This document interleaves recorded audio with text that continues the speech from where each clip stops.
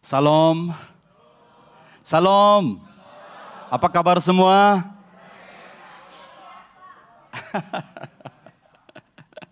Ya, jawaban yang betul adalah luar biasa ya. Amin. Amin. Perlu kita selalu ingatkan diri kita bahwa kita adalah bukan orang-orang yang biasa. Amin. Anda duduk bersebelahan dengan orang yang luar biasa.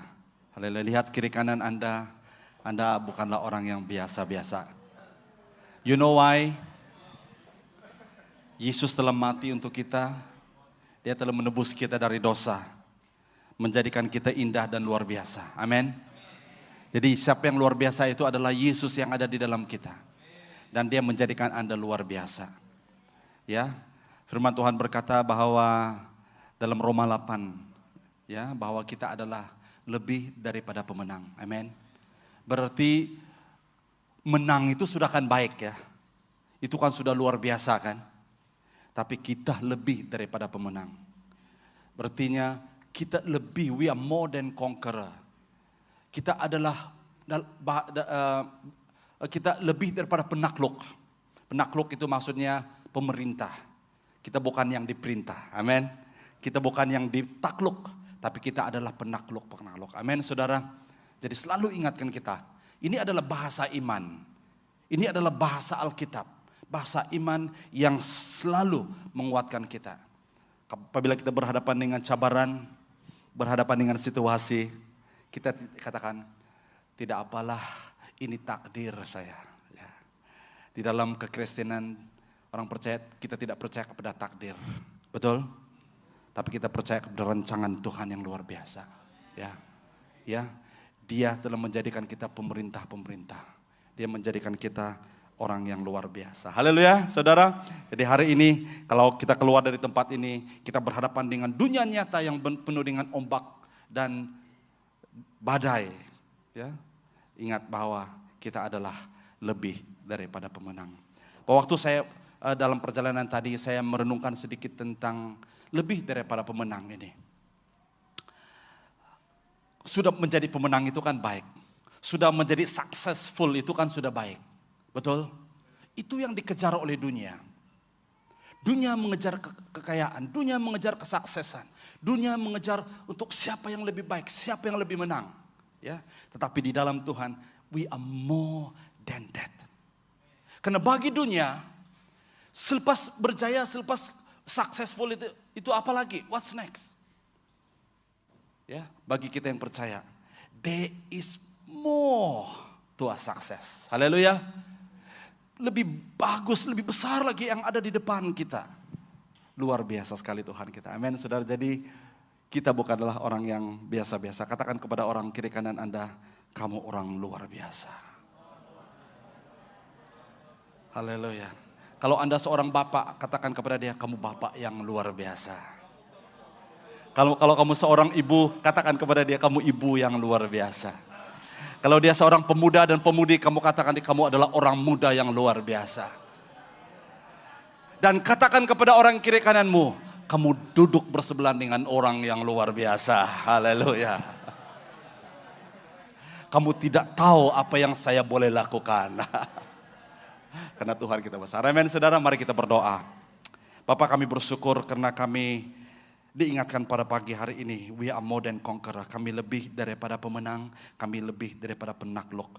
Kami bersyukur Tuhan, itulah identiti kami di dalam Kristus. Justru itu Engkau telah mati di kayu salib untuk menjadikan kami hebat, untuk menjadikan kami luar biasa.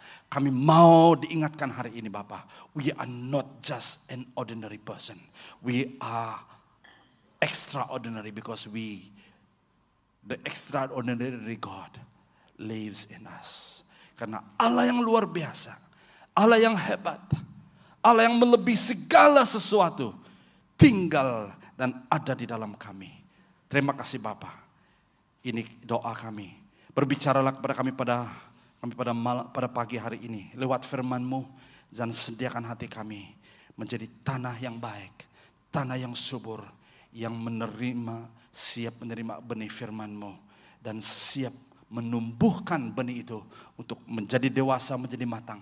dan untuk berbuah dan berhasil bagi kemuliaan-Mu ya Tuhan. Terima kasih Bapa, di dalam nama Tuhan Yesus Kristus berbicaralah, kami siap mendengar. Hamba-Mu yang berbicara tidak lebih daripada mereka yang duduk mendengar, tapi kami mohon Roh Kudus, penolong kami yang setia dan agung, Engkau berbicara dan menyelami hati kami. Waktu kami mendengar firman-Mu, 1-2 perkataan itu sudah cukup mengubah hidup kami. Dan biarlah firman-Mu berkata-kata kepada kami hari ini. Karena firman-Mu berkata, apabila firman-Mu disampaikan, ia tidak akan pulang dengan tangan kosong. Dia pasti mengerjakan kebenaran firman itu di dalam kehidupan kami, sesuai dengan keperluan kami masing-masing pada pagi hari ini. Kami datang dengan dalam season yang berbeza. Kami mungkin datang dengan keperluan yang berbeza. Tapi firman-Mu yang hebat, yang luar biasa itulah akan menyelami dan akan menyempurnakan kebenaran firman-Mu dalam hidup kami. Terima kasih Bapa. Ini doa kami. Grant us a God, a teachable heart. Hati yang mau belajar seperti murid Yesus yang duduk di kaki salib-Mu dan ingin belajar daripada Engkau Tuhan. Terima kasih Bapa. Dalam nama Tuhan Yesus kami berdoa dan bersyukur. Haleluya. Yang siap mendengar firman Tuhan katakan amin, haleluya. Dan saya sangat gembira sekali ingin menyampaikan firman Tuhan ini. Ini firman Tuhan yang sederhana, yang biasa, yang kita dengar tentang siapa Tuhan. Kita mau belajar tentang siapa Tuhan. Nah, sedikit sebanyak tentang background. Kalau kita lihat di dalam Injil, ada berapa Injil? 4 ya. Ada Injil yang dikatakan sebagai synoptic gospel, itu adalah Matius, Lukas, dan Markus. Dan Injil Yohanes juga adalah salah satu Injil ya. Ada 4 Injil dan Synoptic Gospel itu, Synoptic itu maksudnya banyak kesamaan dan persamaan di dalam cerita-cerita di dalam 3 Injil itu tersebut. Tetapi kita lihat di dalam Yohanes agak berbeda sedikit. Kita lihat di dalam Injil Matius, Lukas dan Markus, dia menceritakan banyak tentang mukjizat-mukjizat Tuhan, pengajaran-pengajaran Tuhan Yesus. Dan semua pengajaran Tuhan Yesus itu berkisar tentang kerajaan Allah. Amin. Katakan bersama saya, kerajaan Allah. Dan bahkan kalau kita melihat waktu Yesus mengadakan mukjizat demi mukjizat, dia selalu katakan jangan beritahu orang dulu.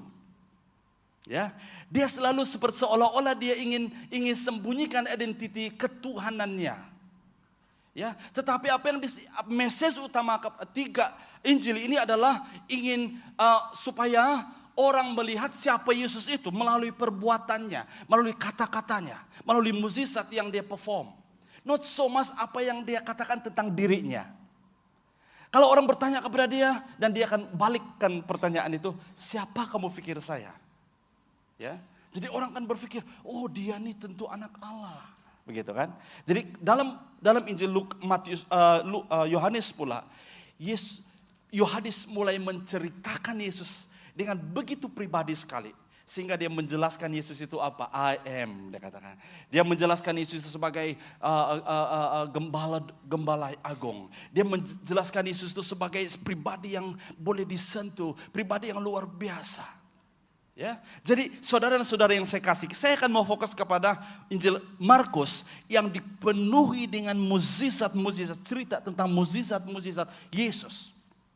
Nah, salah satu mukjizat yang Tuhan Yesus lakukan adalah melalui cerita ini. Ya, are you ready?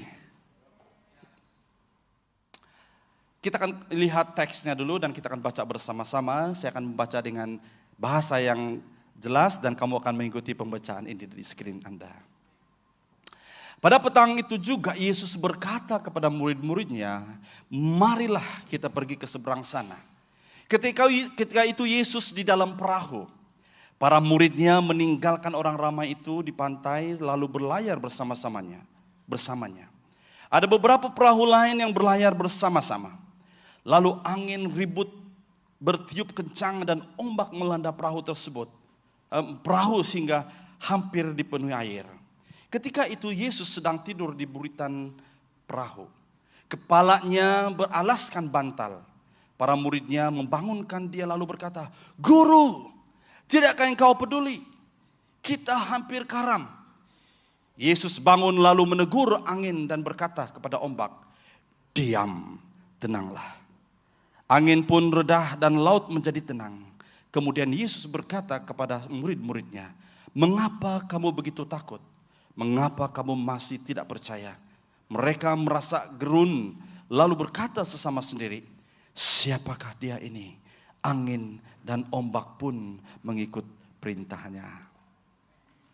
Ide besar yang saya ingin kongsikan hari ini adalah tentang keyakinan ataupun kepercayaan kepada ketuhanan, the lordship, ketuhanan, the divinity, ketuhanan dan kedaulatan dan kekuasaan Yesus yang menjadi dasar kepada ketika kita menghadapi ombak dan badai hidup.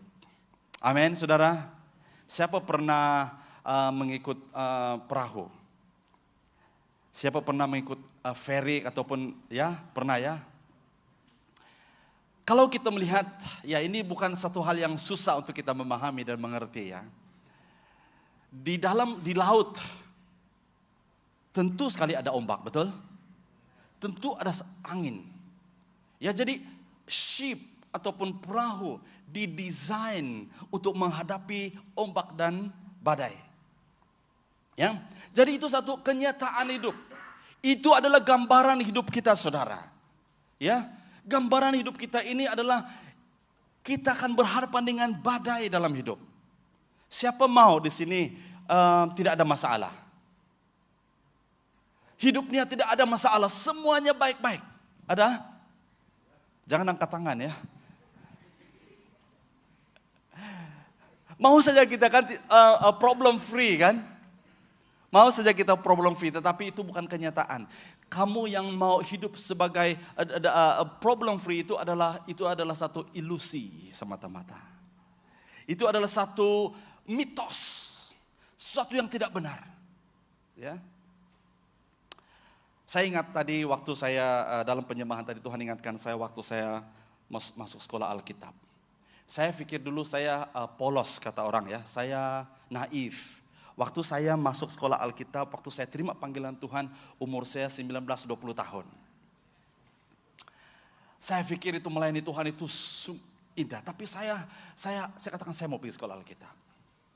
Tapi orang yang melihat saya, dia katakan mereka menghalang saya sebenarnya. Mereka discourage saya untuk sekolah Alkitab. Karena mereka tahu cabaran dan godaan dan ombak dan badai yang dihadapi oleh seorang hamba Tuhan. Mak saya mendiang mak saya. My beloved mother. Dia menangis. Dia katakan, nak, saya tidak sanggup melihat kamu menjadi hamba Tuhan. Bukan saya tidak menghargai panggilan Tuhan. Saya menghargai dan menghormati pastor hamba Tuhan yang dipanggil. Tapi saya tidak boleh melihat kamu menderita, katanya. Karena pastor kami dulu, dia bukan hanya berkhotbah dan melayani di gereja. Pada hari Isnin sampai hari Jumat, dia harus pergi ke ladang juga. Pergi memburu buat ladang. Orang kampung buat ladang, dia pun buat ladang juga. Dan dia melihat saya, dia katakan kamu tidak pandai buat ladang. Kami tidak mengajar, kami tidak melatih kamu buat pergi menjadi seorang petani. Betul. Ya, saya pergi mengatam tahu, menuai pun tidak tahu, tidak pandai. Ya. Dan saya masuk sekolah Alkitab. 2 bulan saya di sekolah Alkitab. Saya menangis. Saya telepon keluarga saya. Mereka katakan balik saja. Ya, itu pada tahun 98. Banyak yang belum lahir lagi waktu itu. Ujung 97 saya sudah ada di Semenanjung Malaysia ini. Tidak ramai orang Sabah Sarawak di sini waktu itu. Tidak ramai. Susah mau cari. Tapi sekarang sudah ramai di mana-mana pun. Kalau kita pergi mall, kita boleh terlanggar. Banyak orang kita langgar. Ini orang Sabah, orang Sarawak, orang Indonesia. BM speaking. Tapi waktu itu jarang, tidak ramai orang. Waktu saya dalam 3 bulan itu saya menangis, saya mau pulang sebenarnya. Karena saya tidak tahan. Sudah pun ini orang kampung. Saya orang kampung. Tidak tahu berbahasa Inggris. Dan saya ditempatkan di dalam satu seminari yang berbahasa Inggris. Semua berbahasa Inggris. Bayangkan. Saya lepas kelas, saya cepat-cepat balik ke asrama. Karena untuk mengelak daripada bercakap dengan orang lain. Bayangkan, orang bertanya kepada saya, how are you? Saya tidak pandai jawab. At least kamu hari ini kalau orang tanya kamu how are you, kamu boleh jawab kan? How are you? Balado. Bayangkan, penguasaan Inggris saya waktu itu orang bertanya how are you, saya tidak dapat jawab. Ya, malu, bukan tidak dapat, malu. Ya, takut dihakimi. Ya. Inilah maklumlah orang kampung. Saya tidak, 2 bulan berlalu, 3 bulan berlalu, saya sudah betul-betul tidak tahan, saya mau balik. Saya sudah tekad, saya katakan, I'm done. Dan sebelum, puji Tuhan, sebelum ini kuncinya. Sebelum saya pack barang saya dan mau balik, mau jumpa saya punya lecturer, saya katakan, this is not a place for me. Saya tetap mau melayani Tuhan, tapi antara saya pergi sekolah yang lain lah di sini, not. Dan saya telepon saudari ini, dia adalah seorang pastor. Dia adalah pastor yang pertama menjemput saya waktu saya datang di Kuala Lumpur. Belum ada ESA pada waktu itu ya. Hanya ada Mas saja. Untuk balik pada waktu itu saudara perlu ada 1.200 untuk balik. Paling murah flight pada waktu itu pun 800-900 pada waktu itu. It's not easy for me to go back. Untuk pendekkan cerita, saya telepon hamba Tuhan ini, saya minta pandangan dia dan selepas itu saya akan buat keputusan.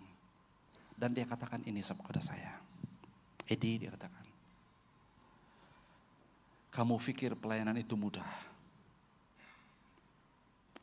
Kamu sudah berjanji dan kamu sudah tekad untuk mau melayani Tuhan. Kira-kira katanya seperti itu. Dia challenge saya, dia katakan, masalah sekecil ini pun kamu tidak boleh hadapi dan kamu give up. Apatah lagi pelayanan yang di hadapan kamu yang begitu mencabar. Dia katakan, pom, itu adalah seperti satu temparan di muka saya. Pom. Saya balik, saya menangis, saya di kamar saya. Ya, di kamar saya menangis. Kalau roommate saya keluar, saya balik, saya menangis. Kalau roommate saya ada di dalam bilik, saya dia keluar, saya mau menangis sendiri. Dia tidak ada. Jadi kamu tahu di mana saya menangis? Saya tidak mau menangis di bawah pokok, nanti orang pikir saya gila. Saya ditandas. Saya pegang mulut saya seperti ini, saya menangis. Bayangkan pasti ini menangis. Saya tidak mau keluarkan suara saya. Dan Tuhan tegur saya. Dari saat itu saya diteguhkan bahwa saya tahu pelayanan itu bukan semudah yang saya pikirkan. Jadi apabila saya merenungkan ini, saudara-saudari, sama dengan kehidupan kita. Baik itu pelayanan, baik itu kerja di mana-mana, kerja di mana-mana. It is a challenge. You will face ombak, you will face taufan. Kita akan berhadapan dengan taufan hidup. Amin, saudara. Nah, kehidupan kita ini adalah seperti ini. Ada 2 jenis orang ataupun musim orang. Ada orang yang sedang masuk di dalam berhadapan dengan ombak. There are people who are just into the storm. And some people are just coming out of the storm. Saudara-saudari, apa yang membezakan kita adalah bagaimana kita keluar daripada storm itu. Menjadi orang yang kuat, yang percaya. Ya, jangan sampai kita ditelan dan hancur oleh ombak dan badai hidup. Amin, saudara. Haleluya, puji Tuhan. Nah, hari ini di idea besar yang kita kongsikan hari ini melalui cerita yang sangat luar biasa ini, saudara. Nah, saya bagikan kepada 2 bahagian. Pertama, saya ingin menceritakan tentang kedahsyatan badai hidup. Saya gunakan pengertian kedahsyatan itu dalam konteks bahasa Malaysia. Kalau konteks bahasa Malaysia, kedahsyatan itu adalah terrible ya. Kalau konteks Indonesia adalah good, luar biasa, hebat ya. Tapi konteks saya gunakan di sini adalah kedahsyatan badai hidup itu adalah kejahatan, apa yang badai hidup ini boleh lakukan dalam kehidupan kita. Kejahatannya, kengerian badai hidup itu, ya. Kita akan belajar yang pertama. Pertama adalah Yesus yang membawa kita ke dalam badai. Haleluya. Wow. Bagaimana mungkin Tuhan yang hebat itu? Dia yang membawa kita ke dalam badai. Nah, kita lihat ayat yang ke-35. Pada petang itu Yesus berkata kepada murid-muridnya, marilah kita pergi ke seberang sana. In order for them to reach the shore ataupun pergi ke seberang sana dan seberang, mereka harus melewati dan melalui badai. ataupun laut, ataupun Sea of Galilee. Bagi Anda yang pernah ke Yerusalem ataupun ke tanah suci, ya, ke Israel, ya, saya dan istri sudah pergi, puji Tuhan, ya.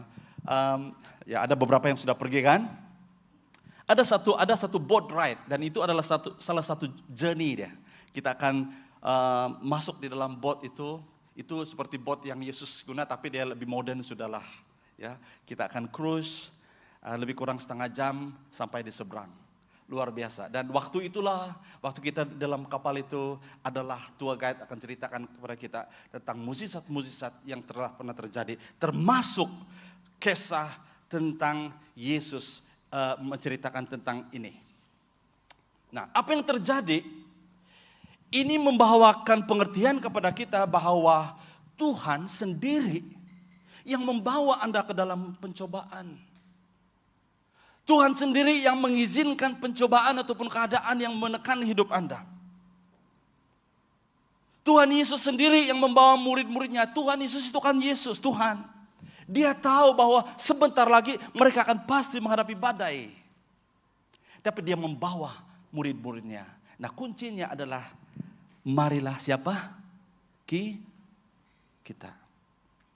Dia membawa muridnya bersama dengan dia. Dalam Injil Matius, Lukas, dan Markus, Yesus selalu membawa muridnya supaya muridnya mengalami dan tahu siapa Tuhan Yesus. Dia tidak katakan, percayalah, sembahlah akulah Tuhan. Di dalam Injil dia tidak katakan seperti itu. Nah, inilah satu pengalaman. Nah, saudara dan saudara yang saya kasih, ada kata kunci di sini. Pertama adalah kita. Yesus membawa kita. Apabila Anda berada di dalam pengalaman ataupun di dalam sedang menghadapi badai hidup, dengar baik-baik. You are not alone. Amen. You are not alone. Ya. Ini bukan tagline Liverpool ya.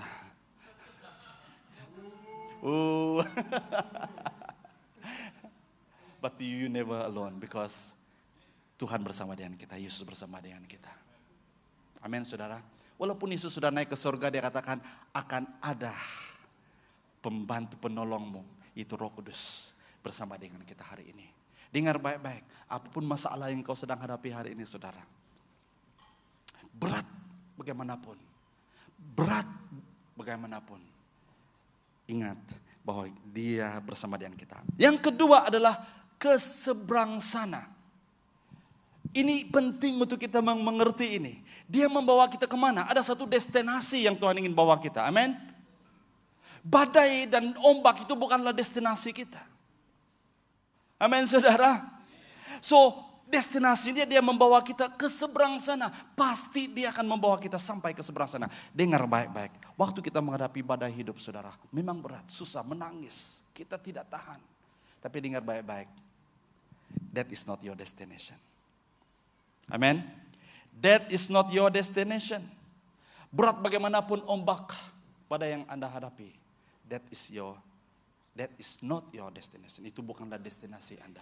Destinasi Anda adalah untuk sampai ke seberang. Karena Yesus bersama dengan Anda, berikan tepuk tangan untuk Tuhan. Karena Yesus bersama dengan Anda, dia akan make sure Anda akan sampai ke seberang sana dengan penuh kejayaan dan kemenangan bersama dengan Tuhan. Amin, saudara. Bukan saja untuk menang, tapi menjadi lebih daripada pemenang.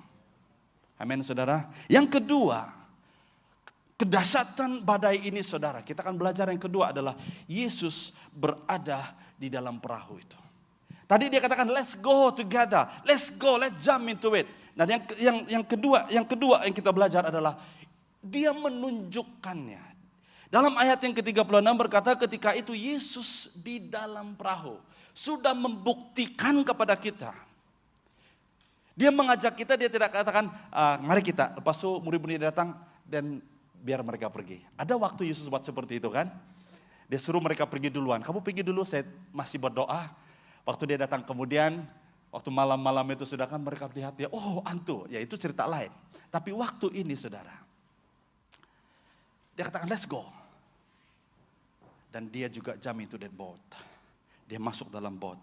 Dan para muridnya meninggalkan orang ramai di situ, di pantai lalu berlayar bersamanya. Ada beberapa perahu lain yang berlayar bersama-sama. Nah ini penting saudara. Apabila Yesus mengajak kita untuk masuk di dalam badai. Waktu Yesus mengajak kita masuk dalam satu keadaan dan situasi. Dia make sure dia ada bersama dengan kita. Apabila Yesus membawa kita bersama dengan dia. Dia membawa kita kepada satu keintiman. Dengar baik-baik. Para muridnya meninggalkan orang ramai. Kadang-kadang saudara kita perlu meninggalkan keramaian. The crowd. And just to be alone with him. And many times selalunya saudara. Waktu Anda menghadapi badai hidup. Anda kesorangan. Betul? Tapi ingat baik-baik. Anda tidak pernah kesorangan sebenarnya. The Holy Spirit is always and always with you. Amin saudara. Itu Tuhan kita yang kita sembah. Ya. Nah yang seterusnya yang ketiga, poin yang ketiga dalam bagian pertama ini adalah berbicara tentang kedahsyatan badai yang mengerikan. Ya. Yang mengerikan. Dalam ayat yang ke-37 berkata, lalu angin ribut bertiup kencang dan ombak melanda perahu sehingga hampir dipenuhi air. Wow, apabila kita melihat kalimat ayat firman Tuhan ini, lalu angin ribut bertiup kencang. Ya tadi banyak yang mengatakan ya bagaimana mereka mungkin ada pengalaman kamu di dalam waktu kamu berlayar dan sebagainya hampir karam, ada? Ada? Mungkin orang Sarawak banyak ini sebab banyak guna perahu dulu kan.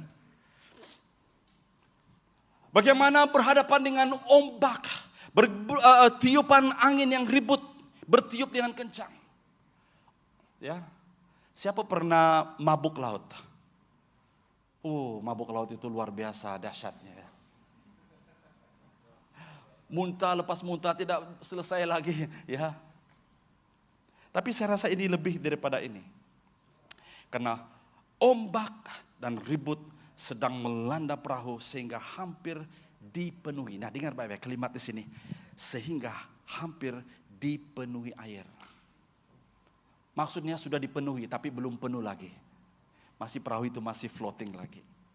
Nah, saudara, ini membayangkan kehidupan kita sehingga kita katakan, "Pastor sudah sampai di sini." Adakah yang kata seperti itu? Ada kata seperti itu? Ya, sampai sini sudah, Pastor. Tidak tahan sudah saya. Dengar baik-baik. Anda mungkin tidak boleh bertahan, tapi dengar baik-baik. Ada satu kuasa yang sedang memegang Anda, yang sedang menguatkan Anda, yang sedang berkata kepada Anda, "My son and my daughter, be strong." Bertahan. Mungkin sedikit waktu lagi, mungkin sedikit masa lagi, kamu akan menghadapi kejayaan dan kemenangan. Kamu akan sampai ke seberang sana. Kadang-kadang banyak hamba Tuhan, banyak anak-anak Tuhan hari ini sudah hampir-hampir menang, sudah hampir-hampir selesai perjuangan hidup mereka, tapi mereka terkandas di tengah jalan. Dan itu bukan sifat orang-orang pemenang, saudara. Amin. Sifat orang pemenang adalah dia berlari terus. Dalam apapun yang dia hadapi, dia tetap berlari karena dia tahu ada kuasa yang sedang menolong dia. Nah, saya ingin conclude ataupun kesimpulkan daripada bagian pertama tadi, daripada ayat ini. I was looking for verse untuk saya conclude bagian menyatakan kedahsyatan ombak. Yaitu saya ambil daripada Mazmur 23 ayat yang keempat. Ini adalah Mazmur yang semua kita suka. Dan saya ambil bagian ini saja, ayat yang keempat. Ya, meski aku melangkah di lembah bayangan maut, aku tidak takut. Aku tidak akan takut kepada kejahatan. Karena Engkau ada bersamaku. Haleluya. Gada dan tongkatmu menetapkan hatiku. Dalam bahasa Inggris katakan, even though I walk through the darkest valley, I will fear no evil, for you are with me, your rod and your staff, they comfort me. Wow, luar biasa. Saudara dan saudari yang saya kasih, jemaat Tuhan yang saya kasih, ombak dan badai hidup itu hanya bersifat sementara. Katakan bersama saya, sementara. Masalah dan cabaran yang Anda hadapi hari ini saya tidak tahu, mungkin sangat berat. Mungkin itu related to your family. Mungkin kerja Anda, hubungan Anda, kehidupan Anda, mungkin kesehatan Anda. Sangat berat. yang Anda tanggung sudah bertahun-tahun. Dengar baik-baik. Revelation firman Tuhan untuk Anda hari ini, itu hanyalah sementara. Karena firman Tuhan berkata, you will walk through. Amen. Kamu hanya berjalan, go through it. You're not staying there. Tuhan tidak suruh kita stay di situ di dalam ombak itu. Tuhan tidak suruh kita stay di lembah bayangan maut. Nah, banyak masalahnya adalah karena kita choose to stay there. And that is the problem many of us. Nah, kalau Anda stay di dalam problem Anda, saudara, sekuat manapun Anda, akhirnya Anda akan rebah, gugur, dan jatuh. Tapi when you walk through, keep moving. Keep moving when you are in facing your problem. Apabila Anda berhadapan dengan masalah dan cabaran Anda, keep moving. Katakan bersama saya, keep moving. Walk. Don't stop there. Kalau bayangkan saudara, kalau saya stop waktu saya sudah give up.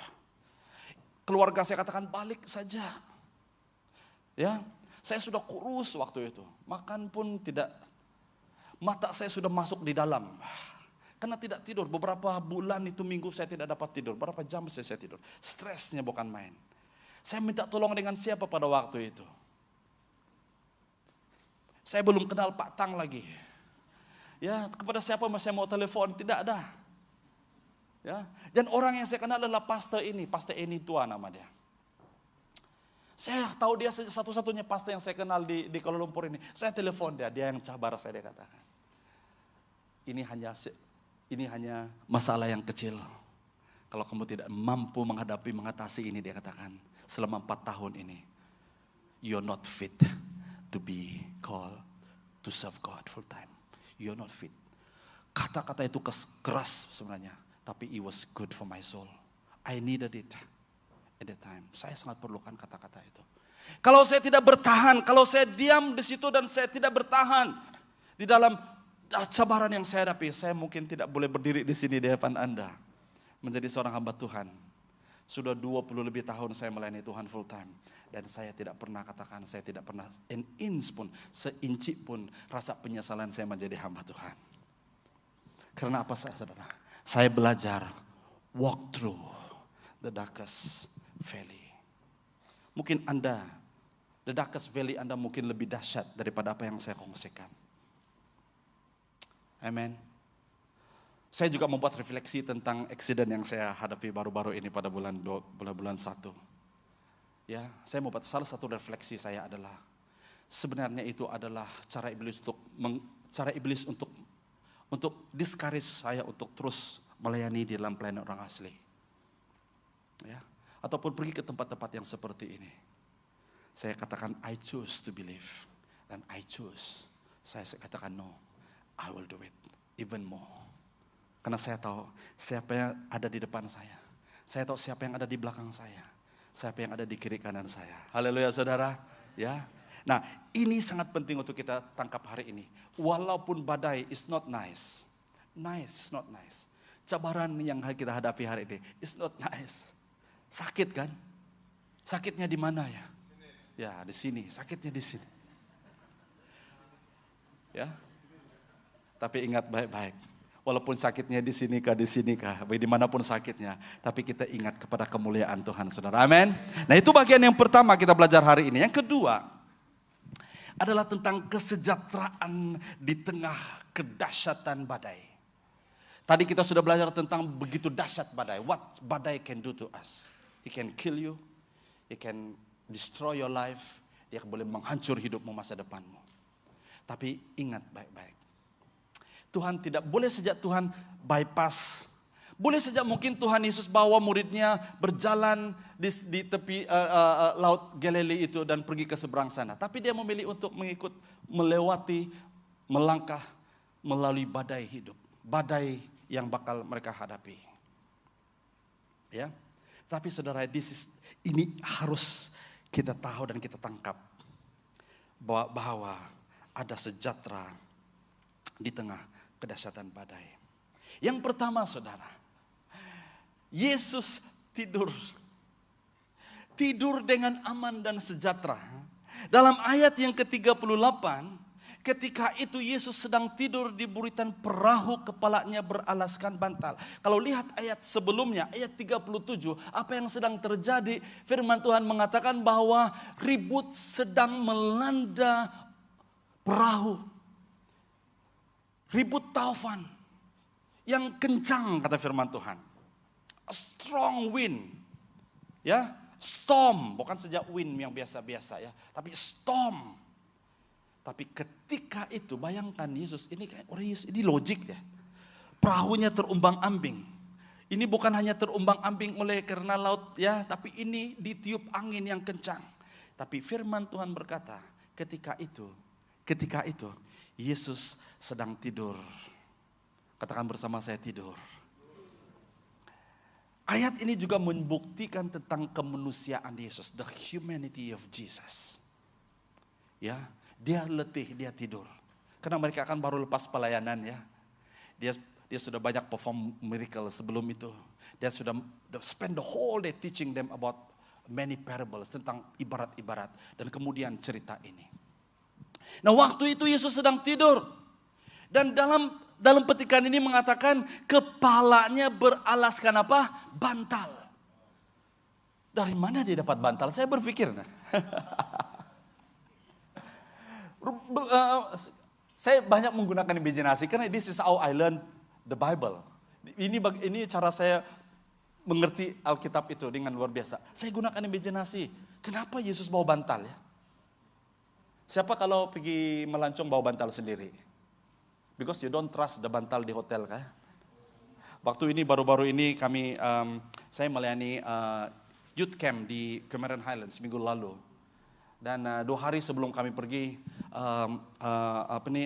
person in charge yang di sana katakan, Pastor, make sure kamu bawa bantal sendiri. Bantal di sini sangat nipis. Ya, saya kata dengan istri saya, kamu bawalah bantal kamu. Saya akan pakai bantal kamu. Saya susah tidur kalau tidak ada bantal. Nah Yesus di sini tidur beralaskan bantal. You know what bantal speak to you? Ini seperti cerita ya. Tapi why is it written in the Bible? Everything that's written there is important. Amen. Something for us to think. Bantal itu berbicara tentang apa saudara? Kalau orang tidur di atas bantal, dia akan tidur dengan nyenyak, betul? Saya tidak boleh tidur kalau tidak ada bantal. Istri saya boleh. Kepala terbegini pun boleh tidur. Saya tidak boleh, harus kepala. Jadi kalau saya tidak tidur, kalau dia sudah tidur, saya pelan-pelan ambil bantal dia. Tapi Yesus tidur dengan bantal. What bantal speak to you? You speak about comfort. You speak about sejahtera kan? Orang yang tidur dengan bantal dia akan tidur dengan sejahtera. Saya tahu Sandra pun tidak boleh tidur tanpa bantal kan? Saya tahu kalau dia travel itu bag dia besar. Kamu tahu apa? Bantal penuh dengan bantal.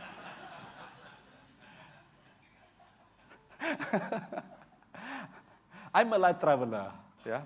Cuma ya kalau pergi tempat yang lain itu menjadi pergumulan saya. Lihat bantalnya dulu tebal kan, tipis. Nah Yesus beralaskan bantal, dia tidur dengan nyenyak di tengah-tengah badai hidup. Who can do that? And Yesus ya, dia belum lagi memperkenalkan dirinya sebagai Tuhan. Banyak miracle, banyak mukjizat yang sudah terjadi pada waktu itu yang membuat orang berpikir, who is this guy? Siapa dia ini? Sudah dia banyak mukjizat. Ya, bahkan ada satu cerita dalam Alkitab tentang Nikodemus kan? Nikodemus, guru agama, dia sudah banyak mendengar tentang Yesus. Dia pada malam-malam dia pergi tanya Tuhan Yesus, saya tengok kamu banyak melakukan mukjizat, tidak ada orang yang boleh melakukan mukjizat seperti ini selain dikirim oleh Tuhan. Tapi Yesus belum lagi declare dia siapa dia Tuhan. Dia belum terang-terang. Nah, apa yang kita boleh pelajari daripada hal ini saudara? Yaitu sejahtera di tengah kedahsyatan badai. Wow. Kesejahteraan, damai sejahtera, aman damai di tengah-tengah badai. The world cannot offer. The world tidak boleh offer saudara. Betul? Walaupun bantal Anda yang Allah baringkan tenggelam kepala Anda di bantal. Itu tidak akan memberikan comfort dan kesejahteraan kepada Anda. Kalau Anda ada masalah saudara, bagaimanapun bantalnya, Anda tidak akan boleh tidur dengan nyenyak, betul? 1 minggu saya tidak tidur dengan nyenyak selepas eksiden saya. Tiba-tiba bangun pagi, tiba-tiba tengah malam, the first thing that come into my mind, keadaan. Dan saya mulai bertanya, what if? Apa yang akan terjadi sekiranya begitu? Pikiran-pikiran itu. Dan bagaimana saya counter itu adalah saya belajar bersyukur. There is a power. Itu mungkin satu topik yang lain saya akan kongsikan satu hari nanti. Tentang the power of thanksgiving. The power of praise. Haleluya saudara. Karena kalau kita tidak belajar untuk bersyukur saudara, dua saja. Kalau kita tidak bersyukur, kita akan mengutuk. Kita akan komplain dan kita akan semuanya menggerutu. Nah saudara dan saudara yang saya kasih nama Tuhan Yesus Kristus. Yesus sedang tidur. Wow, kalau kita dapat belajar this art of life bersama dengan Tuhan, apapun badai yang kita hadapi, kita tetap masih tersenyum. You know, the next day after my accident, awal pagi karena saya harus pergi ke balai polis. Saya mau tes saya trauma ataupun tidak. The next day saya drive juga. Thank you Brother Tama, he came all the way to pick us up from Bentong. Thank you so much. Saya katakan dengan istri saya, no need to come. Sekali tengok sudah sampai di sana. Ya, Brother Tama drove us back dan saya sebenarnya sangat risau pada waktu karena he was driving really fast. Dan hujan turun. Dia katakan Brother Tama slow. Dia lupa orang yang duduk di sebelahnya adalah orang yang baru trauma. Dia sedang exercise kesejahteraan di dalam menghadapi badai. Tapi masalahnya dia bukan yang melewati badai, itu saya. Saya tanya anak-anak saya di belakang selepas kami sampai. Mereka pun trauma juga. Brother Tama really drove very fast, Daddy. Pada pagi itu saya drive. Saya tes. Saya tidak takut, puji Tuhan. Ya. Trauma is really can kill you. Selama 1 minggu saya tidak dapat tidur. Tapi saya mulai belajar bersyukur. Dan bersyukur kepada Tuhan. Dan saya mulai declare. Ya. Dan akhirnya 1 minggu saja Tuhan izinkan saya melewati itu dan saya bebas. Haleluya. Dan hari ini saudara, saya belajar satu art.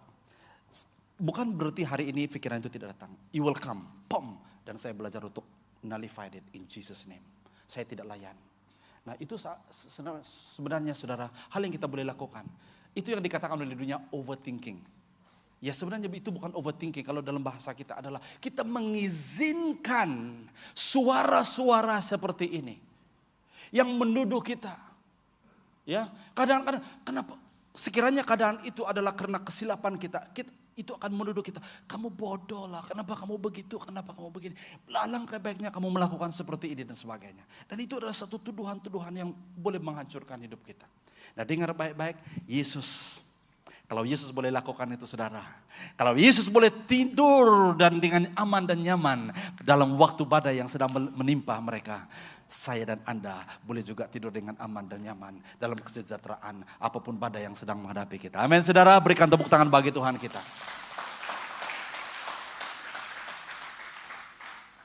Yang kedua, ya sebelum itu, Mazmur 4 ayat 8. Aku akan berbaring dan tidur dalam sejahtera karena hanya Engkau yang Tuhan, ya Tuhan membolehkan aku tinggal dengan selamat. Wow. What a wonderful and lovely and powerful Psalms. Yang mengingatkan kita, yang memberikan tidur yang nyenyak, yang memberikan tidur dengan nyaman adalah bukan dunia ini saudara. Amin. Hanya Tuhan. Dia katakan, aku akan berbaring dan tidur dalam sejahtera karena hanya Engkau yang Tuhan membolehkan aku tinggal dengan selamat. Rasa selamat itu saudara, begitu kita perlukan dalam kehidupan kita. Walaupun dalam keadaan yang susah. Nah pagi itu saudara, saya harus pergi ke office. Itu hari Isnin. Ya hari Selasa. The next day is a working day. Saya pergi. Ada beberapa staff yang jumpa saya. Saya dengan natural saya senyum dengan mereka. Saya tidak beritahu mereka dengan apa yang terjadi. Saya bercakap-cakap dengan mereka. Dan the following day baru mereka tahu bahwa saya accident. Dan beberapa orang ini datang dengan saya, Pastor, we saw you the other day. As if nothing happened. We saw your smiling face, dia kata. Dan I reflect on that. Saya merenungkan itu bahwa itu is not me. Itu adalah karena damai sejahtera yang Tuhan berikan kepada saya. Amin, saudara. Nah, seterusnya yang kedua adalah sejahtera yang dunia tidak mengerti. Ini dunia tidak mengerti, saya pun tidak mengerti. Kenapa saya boleh seperti itu? Sebenarnya saya bergegar dalam semua sistem saya waktu saya masuk office, karena saya mau print something dan mau pergi ke balai polis dan semuanya. Saya punya body, actually I was shivering the whole day. Because the whole night saya tidak dapat tidur. Early in the morning, pagi itu harus pergi ke police station dan semuanya. Saya geletar dalam diri saya, tapi I was able to smile. Saya mengalami damai sejahtera Tuhan yang dunia ini tidak mengerti. Nah, yang kedua yang kita belajar adalah sejahtera yang dunia tidak mengerti ataupun orang lain tidak mengerti. Dalam ayat yang ke-38b berkata, para muridnya membangunkan dia lalu berkata, Guru, tidak engkau peduli kami hampir karam. Kita hampir karam, bukan kami. Kita hampir karam. Guru, tidakkah engkau peduli? Kita hampir karam. Waktu itu murid, coba bayangkan Anda berada di dalam bot itu. Bot terumbang ambing, hampir dipenuhi dengan air. Sudah mau karam. Dan ada seorang sosok tubuh yang mereka saksikan melakukan mukjizat sebelumnya. Sedang tidur dengan begitu nyenyak. Berbaring di atas bantal. Siapa tidak marah? Mungkin ada yang sedang sibuk membuang air dari dalam bot itu. Mungkin ada yang sudah berpaut di kayu-kayu ataupun di perahu, karena dulu mungkin belum ada handphone waktu itu kan. Ya, kalau ada mereka sibuk sudah telepon keluarga mereka. Habislah saya ini. Ya, saya minta maaf ya.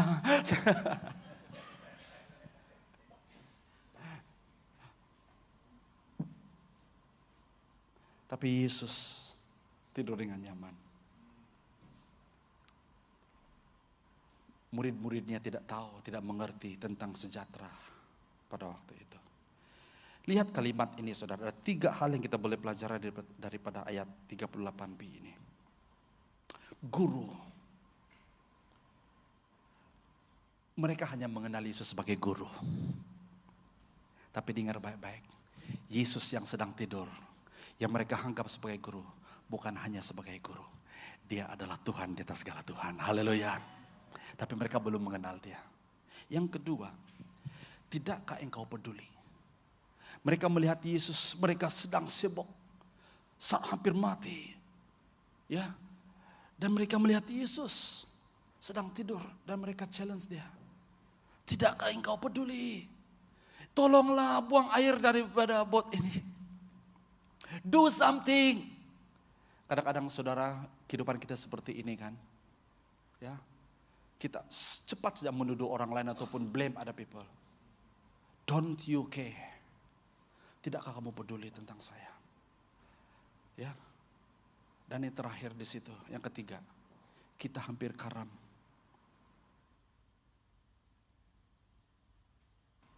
Coba bayangkan saudara, waktu itu Yesus sedang tidur. Kamu pikir Yesus tidak peduli? Ini berbicara tentang silence. Where is God? Di manakah engkau Tuhan? Seolah-olah Tuhan itu silence. Dia diam-diam di sana minum kopi.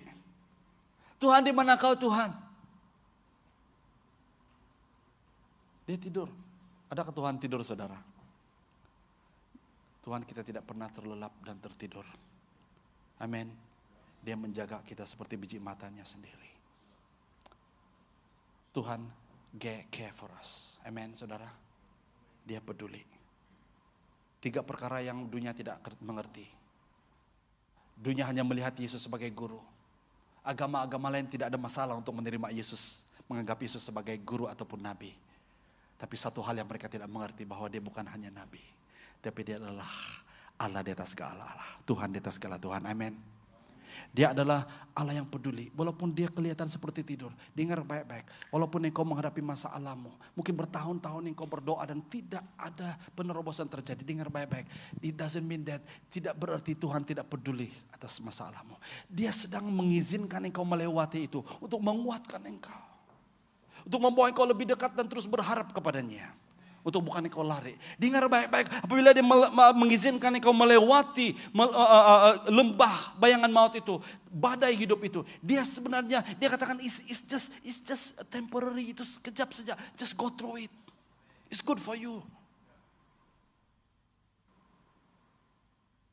Yang ketiga adalah Yesus tidak akan pernah membiarkan mereka karam, saudara. Amin. Wow, I love this one. Walaupun penderitaan yang begitu berat sekalipun, walaupun itu seperti di sini sudah. Tapi dengar baik-baik, dia akan never membiarkan engkau karam.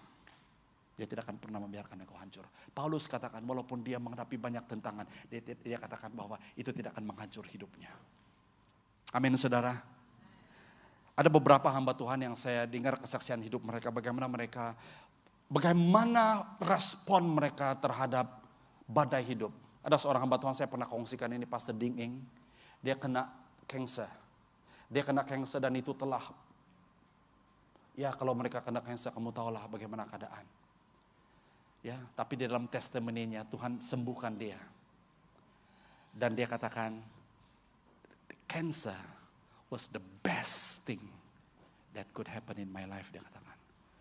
Itu satu perspektif yang luar biasa, amin saudara. Yang hampir meragut nyawanya. Tapi Tuhan telah mengubah itu menjadi satu kesaksian yang luar biasa. Tidak lama selepas dia disembuhkan daripada kanker, dia mendedikasikan hidupnya menjadi seorang pastor, salah seorang pastor di DMC. Ada seorang hamba Tuhan juga. Dia merupakan mentor kami. Ya, pada tahun lalu. Dia membeli tiket untuk mengikut satu cruise ship. Ya. Tapi 2 hari sebelum itu mereka menghadiri satu meeting. Malam itu rumah mereka dirompak. Barang-barang mereka diambil dan semuanya. Ya. Mereka pulang, mereka terkejut rumah mereka dirompak. Banyak harta mereka diambil dan semuanya. Marah. 2 hari lagi paspor mereka pun ya diambil juga. Karena mereka harus pergi cruise luar negara. Itu ada satu cruise yang sponsor mereka. Ya, untuk berjalan selama 1 bulan. 2 minggu silap saya. Terlepas peluang untuk ikut cruise. Apa cruise ship dalam bahasa Malaysia? Persiaran yang melancong ikut perahu besar itu kapal besar. Ya. Makan di sana, tidur di sana, semua di sana selama beberapa minggu. Kecewa kan? Tapi Tuhan berbicara kepada dia waktu dia tanya Tuhan what happened. Ya. Akhirnya Tuhan suruh dia cuti untuk duduk di rumah. Karena waktu dia cuti itu dia menghasilkan sebuah karya yang luar biasa yang tidak pernah ditulis di Sabah. Dia menghasilkan sejarah revival di Sabah pada tahun itu juga. Luar biasa. There is a reason. Dan dalam kesaksian dia katakan that was the best thing that could happen to me for that particular week, for that particular year. Nah, perspektif kita harus berubah. Dalam kita menghadapi cabaran hidup, perspektif kita harus berubah. Ingat bahwa Tuhan Yesus kita bukan hanya seorang guru. Tapi dia adalah Allah di atas segala Allah. Amin. Dia adalah Tuhan di atas segala Tuhan. Dia adalah. Yang kedua, dia bukan tidak peduli. Walaupun kita berdoa dan belum ada jawabannya hari ini. It's okay. Walaupun Anda belum mendapat jawabannya hari ini, saudara. Tapi itu hanya sementara. There is, karena destiny Anda adalah keseberang. Dan ingat baik-baik, dia tidak akan pernah membiarkan kita karam dan hancur, saudara. Walaupun kadang-kadang kita merasa, oh mau hancur sudah ini. Kadang-kadang kita merasakan, oh tidak tahan sudah ini, tidak mampu sudah ini. Semua habis, tidak ada lagi. Dengar baik-baik, He will never let you down. Amin. Yang ketiga adalah kuasa mutlak Yesus terhadap badai. Ayat yang ke-39 berkata, Yesus bangun lalu menegur angin dan berkata kepada ombak, diam, tenanglah. Angin pun reda dan laut menjadi tenang. Haleluya saudara.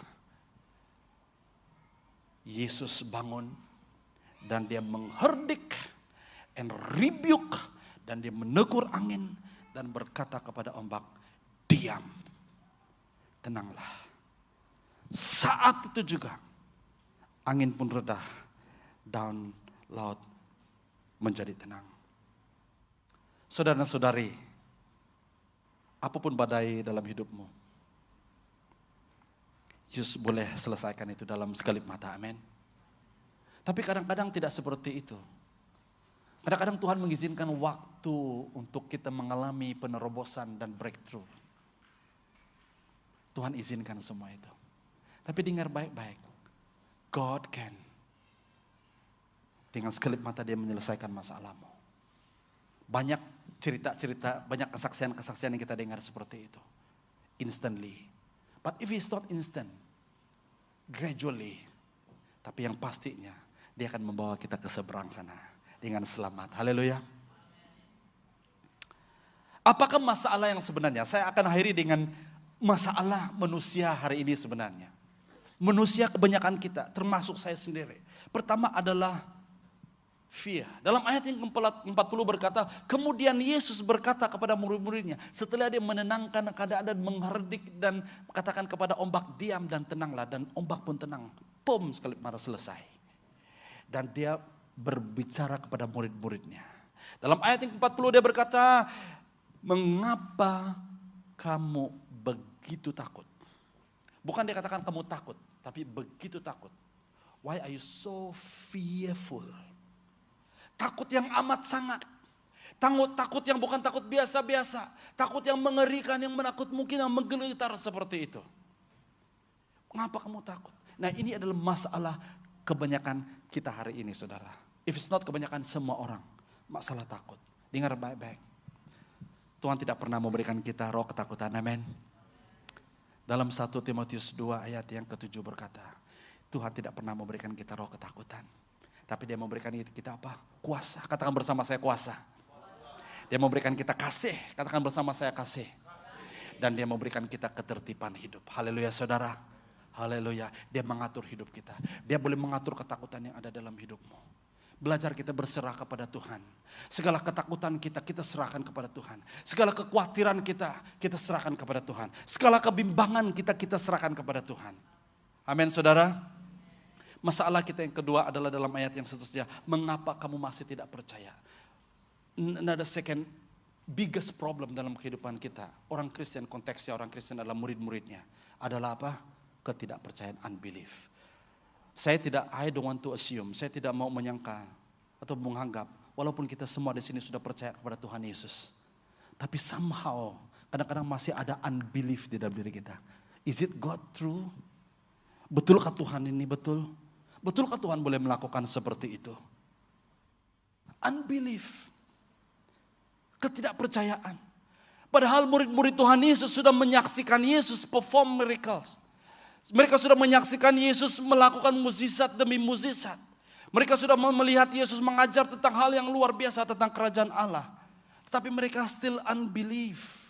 Masih ada unbelief. Ini adalah seperti kita hari ini saudara. Kadang-kadang kita tidak percaya. Tuhan betulkah? Ini sudah pertengahan bulan ini. Saya tidak sampai ke ujung bulan nanti. Saya tidak tahu apa yang saya mau makan besok. Saya tidak tahu apa yang saya harus lakukan. Mari kita mau belajar terus percaya kepada Tuhan. Amin saudara. Walaupun keadaan tidak mengizinkan. Walaupun keadaan tidak memihak kepada kita. We choose to believe. Karena percaya itu adalah iman saudara. Kita memilih untuk terus beriman. Kita katakan walaupun ya keadaan seperti ini. Tetap saya percaya. Walaupun keadaan seperti ini tidak nyaman seperti ini. Saya tetap percaya dan saya tetap mau memuji Tuhan. Kalau saya tidak keadaan seperti ini pun. Saya tetap mau datang ke gereja, mau beribadah, berdoa. Kalau tidak keadaan yang tidak mengizinkan, tidak menyakitkan. Ataupun membuat keadaan kita tertekan. Kita tetap memilih dan percaya. Dan kita tetap memilih untuk mau melayani Tuhan. Itu adalah sejahtera di tengah-tengah badai. Dan yang ketiga adalah masalah tidak mengenal Tuhan. Ini konteksnya orang percaya. Ini konteksnya murid-murid Tuhan Yesus. Mereka masih tidak mengenal siapa Tuhan yang sebenarnya. they still do not know God. So knowing God is so important. Mengenal dan mengenal Tuhan itu sangat penting, saudara. Mengenal head knowledge itu tidak cukup, tapi kita harus mengenal Dia di dalam hati kita. Karena Allah itu adalah personal God. Dia mau dekat dengan kita. Dia mau kita merasakan degup jantungnya. Dia tidak mau kita, oh siapa Tuhan Yesus? Oh seperti kata orang, oh Yesus itu seperti, no. Siapakah Yesus itu dalam hidupmu?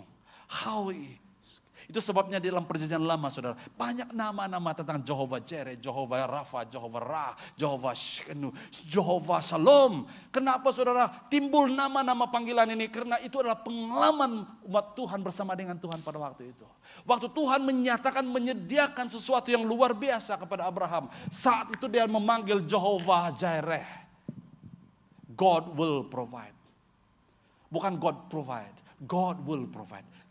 Tuhan akan menyediakan. Walaupun kita tidak melihat itu hari ini, tapi akan menyediakan, saudara. Haleluya. Yang terakhir, saudara, sebagai kesimpulan hari ini, saya minta pemusik untuk ambil tempat. Sebagai kesimpulan untuk kita renungkan hari ini, ingat 3 perkara yang saya mau kita ingat hari ini. Ingat, perahu itu tidak akan tenggelam. Haleluya, saudara. Ingat bahwa hidupmu tidak akan tenggelam kalau kau terus berpaut kepada Yesus kita. Haleluya.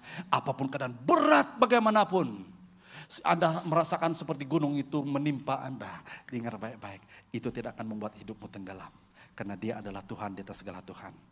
Ingat, yang kedua adalah badai itu pasti akan berakhir. Dia sudah mengingatkan kita bahwa let's go to the seberang. Macam manapun, saudara, Anda pasti akan sampai ke seberang. Karena there is a moment, ada waktu, dan pasti badai itu akan berakhir. And last but not least, yang terakhir, ingat, Yesus ada di dalam perahu itu. Jesus is in you. The kingdom of God is in you. Mari kita tunduk kepala berdoa.